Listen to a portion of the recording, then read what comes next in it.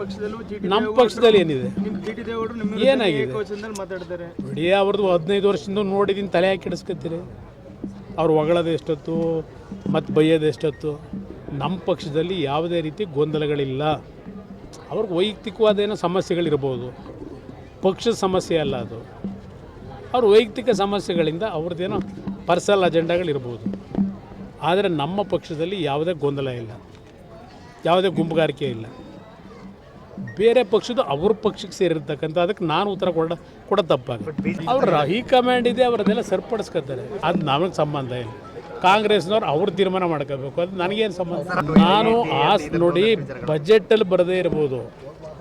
ಹಾಸನದ ಏರ್ಪೋರ್ಟ್ ವಿಷಯದಲ್ಲಿ ಈಗಾಗಲೇ ನಾನು ಸಿವಿಲ್ ಏವಿಯೇಷನ್ ಮಿನಿಸ್ಟರ್ ಹತ್ರ ಚರ್ಚೆ ಮಾಡಿ ಅಲ್ಲಿಂದಲೇ ಏನಾದರೂ ಹೆಚ್ಚಿನ ರೀತಿಯಲ್ಲಿ ನೆರವನ್ನು ಪಡಿಬೇಕು ಅನ್ನೋದಕ್ಕೆ ಪ್ರಯತ್ನ ಪಡ್ತಾ ಇದ್ದೇನೆ. ಅದಕ್ಕೆ ರಾಜ್ಯ ಸರ್ಕಾರ ಸ್ಪಂದಿಸಬೇಕು.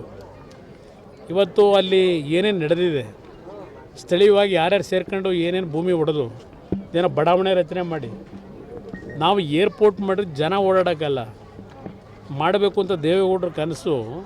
ನಮ್ಮ ರೈತರು ಬೆಳೀತಕ್ಕಂಥ ಬೆಳೆಗೆ ಒಂದು ಹೊಸ ಪದ್ಧತಿಯಲ್ಲಿ ರೈತರ ಕೃಷಿ ವಲಯಕ್ಕೆ ಉತ್ತೇಜನ ಕೊಟ್ಟು ಬೆಳೆದಂಥ ಬೆಳೆ ವಿದೇಶಗಳಿಗೆ ಏರ್ ಕಾರ್ಗೋದಲ್ಲಿ ಎಕ್ಸ್ಪೋರ್ಟ್ ಮಾಡಿ ರೈತರ ಆರ್ಥಿಕ ಶಕ್ತಿಯನ್ನು ಸದೃಢಗೊಳಿಸಬೇಕು ಅನ್ನೋದು ದೇವೇಗೌಡರ ಒಂದು ಕನಸಿದೆ. 25 ವರ್ಷದಿಂದ ಪಾಪ ಅದರ ಬಗ್ಗೆನೇ ಅವ್ರ ಚಿಂತೆ. ಇವರು ಎಷ್ಟರ ಮಟ್ಟಿಗೆ ಇವರು ಬೆಂಬಲ ಕೊಡ್ತಾ ಇದ್ದಾರೆ, ಇದು ಇರ್ತಕ್ಕಂಥ ಪ್ರಶ್ನೆ. ಅವರು ಎಲ್ಲ ರೀತಿ ಸಕಾರಾತ್ಮಕ ಸ್ಪಂದಿಸಿದ್ದಾರೆ. ಜೊತೆಗೆ ಒಂದು ಇಲ್ಲಿಯ ಇನ್ಫ್ರಾಸ್ಟ್ರಕ್ಚರ್ ಸೆಕ್ರೆಟರಿ ಏನಿದ್ದಾರೆ, ಒಂದು ಸಭೆ ಕರೀರಿ ಅಂತಲೂ ರಿಕ್ವೆಸ್ಟ್ ಮಾಡಿದ್ದೀನಿ.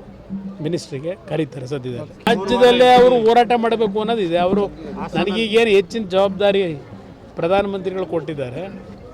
ಇಲ್ಲಿ ಪಕ್ಷದ ಸಂಘಟನೆಗೆ ನನ್ನ ವಯಸ್ಸಿನ ಸಮಸ್ಯೆ ಇದ್ದರೂ ಪಕ್ಷದ ಸಂಘಟನೆಗೆ ಕಾರ್ಯಕರ್ತರಿಗೆ ಒಂದು ಶಕ್ತಿ ತುಂಬಲಿಕ್ಕೆ ನಾನೇ ಓಡಾಡಬೇಕು ಅಂತಕ್ಕಂಥ ನಿರ್ಧಾರ ಮಾಡಿದ್ದೀನಿ ಅಂತ ಈಗಾಗಲೇ ಘೋಷಣೆ ಮಾಡಿಬಿಟ್ಟಿದ್ದಾರೆ. ಈಗ ನನಗೆ ಬೇರೆ ಬೇರೆ ರೀತಿಯಲ್ಲಿ ಒತ್ತಡಗಳಿದೆ ಅಂತ ಹೇಳಿ. ಆದರೆ ನಾನು ಈಗಲೂ ನಮ್ಮ ರಾಷ್ಟ್ರೀಯ ಅಧ್ಯಕ್ಷರಿಗೆ ಮನವಿ ಮಾಡೋದು, ನಮಗೆ ನಮ್ಮ ಮುಂದೆ ಇರಬೇಕಿನ್ನು.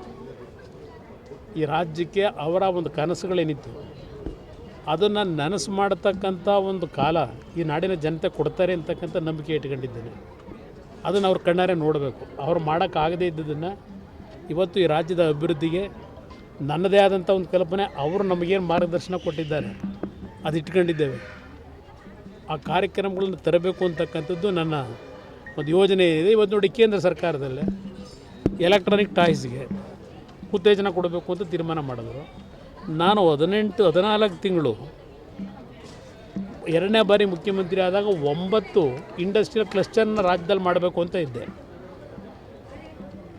ಅದರಲ್ಲಿ ಕೊಪ್ಪಳದಲ್ಲಿ ಟಾಯ್ ಇಂಡಸ್ಟ್ರಿ ಮಾಡಬೇಕು ಅಂತ ಹೇಳಿ, ಲೆದರ್ನ ಒಂದು ಎನ್ಕರೇಜ್ ಮಾಡಬೇಕು ಅಂತೇಳಿ ಬಳ್ಳಾರಿನಲ್ಲಿ ಲೆದರ್ ಇಂಡಸ್ಟ್ರಿಗೆ ಒತ್ತು ಕೊಡಬೇಕು ಅಂತ ಮಾಡಿದ್ದೆ. ಇವತ್ತು ಕೇಂದ್ರ ಸರ್ಕಾರ ಲೆದರ್ ಇಂಡಸ್ಟ್ರಿ ಮುಖಾಂತರ ಎಕ್ಸ್ಪೋರ್ಟ್ನ ಇಲ್ಲಿ ಮ್ಯಾನುಫ್ಯಾಕ್ಚರ್ ಏನು ಮಾಡ್ತಾರೆ ಲೆದರ್ ಇಂಡಸ್ಟ್ರಿನಲ್ಲಿ 1,00,000 ಕೋಟಿ ಆದಾಯ ದೇಶದ ಒಂದು ಫಾರಿನ್ ಎಕ್ಸ್ಚೇಂಜಿಗೆ ತರಬೇಕು ಅಂತಕ್ಕಂಥ ಘೋಷಣೆ ಮೊನ್ನೆ ಮಾಡಿದ್ದಾರೆ. ನೆನ್ನೆ ಲೆದರ್ ಇಂಡಸ್ಟ್ರಿ ಮುಖಾಂತರ ಹಲವಾರು ಯೋಜನೆಗಳಿದೆ. ಲೆದರ್ ಇಂಡಸ್ಟ್ರಿ ಮುಖಾಂತರ ಸುಮಾರು 20 ಲಕ್ಷ ಯುವಕರಿಗೆ ಉದ್ಯೋಗ ದೊರಕಿಸ್ಕೊಡ್ಬೇಕು ಅನ್ನೋದಿದೆ ಆ ಕಾರ್ಯಕ್ರಮದಲ್ಲಿ. ಸ್ಟಾರ್ಟಪ್ಗಳ ಮುಖಾಂತರ ಹಲವಾರು ರೀತಿಯ ಒಂದು ಉತ್ತೇಜನ ಕೊಡ್ತಕ್ಕಂಥ ಯೋಜನೆಗಳು ಸಿದ್ಧ ಮಾಡಿದ್ದಾರೆ. ಇನ್ನು ಆರ್ಟಿಫಿಷಿಯಲ್ ಇಂಟೆಲಿಜೆನ್ಸು ಇವತ್ತು 500 ಕೋಟಿ ಇಟ್ಟಿದ್ದಾರೆ ಅದರಲ್ಲಿ. ನಾನು ಕರ್ನಾಟಕದಲ್ಲೂ ಸಹ ಅವರು ಗುಜರಾತ್ನಲ್ಲಿ ಈಗಾಗಲೇ ಪ್ರೋಸೆಸ್ ಪ್ರಾರಂಭ ಮಾಡಿಬಿಟ್ಟಿದ್ದಾರೆ. ನಾನು ಮನವಿ ಮಾಡ್ತಾ ಇದ್ದೇನೆ, ಕರ್ನಾಟಕದಲ್ಲೂ ಇದು ಕರ್ನಾಟಕ ಹಬ್ ಇಲ್ಲಿ ಸಾಫ್ಟ್ವೇರ್ ಇಂಡಸ್ಟ್ರಿ, ಆರ್ಟಿಫಿಷಿಯಲ್ ಇಂಟೆಲಿಜೆನ್ಸ್ಗೆ ಕರ್ನಾಟಕದಲ್ಲೂ ಸಹ ಏನಾದರೂ ಮಾಡಿ ಒಂದು ಉತ್ತೇಜನ ಕೊಡಬೇಕು ಅನ್ನೋದ್ರ ಬಗ್ಗೆ ಗಮನ ಹರಿಸ್ತಾ ಇದ್ದೀನಿ.